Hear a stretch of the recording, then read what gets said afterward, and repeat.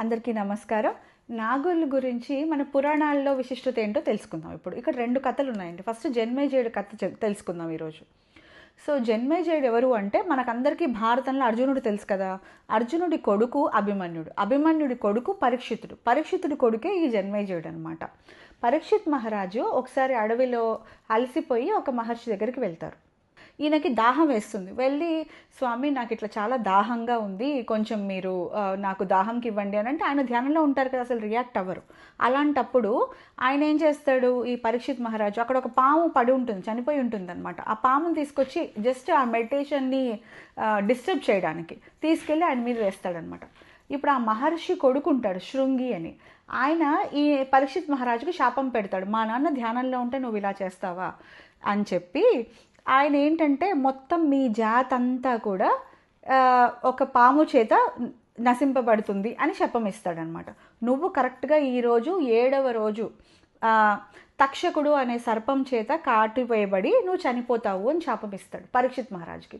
పరీక్షిత్ మహారాజు ఈలోపు చాలా ఎంతోమంది దేవతల దగ్గరికి అంతా వెళ్తాడు, కానీ మరి మునుల శాపం కదండి, అసలు దానికి ఇంకా విధిని ఎవరు తప్పించలేరు కదా అన్నట్టుగానే 7వ రోజు తక్షకుడు వచ్చి ఈయనని పరీక్షిత్ మహారాజుని చంపేస్తాడు.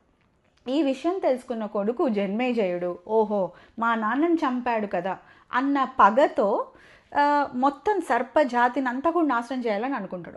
ఒక సపరేట్ యాగం తలపెడతారనమాట. అంటే ఎక్కడా లేని మంత్రాలు తంత్రాలు అన్నిటినీ తీసుకొచ్చి సర్పయాగం చేస్తారు. ఆ యాగం ఆ మంత్రాలు చదివే కొద్దీ ఎక్కడెక్కడో ఉన్న సర్పజాతి అంత చిన్న చిన్న పాములు పెద్ద పాములు అన్నీ తెలియకుండా ఏదో గాలి నుంచి ఇలా లాగేసినట్టే ఆ యాగంలో పడిపోయి చనిపోయేవంట. ఎవరో ఒకరు చేసిన దానికి ఇంత సర్పజాతి మొత్తం అలా అయ్యేదంట. ఇలాంటి యాగం ఉన్నప్పుడు ఒకసారి అక్కడికి అస్తిక మహర్షి అని ఆయన వస్తారు.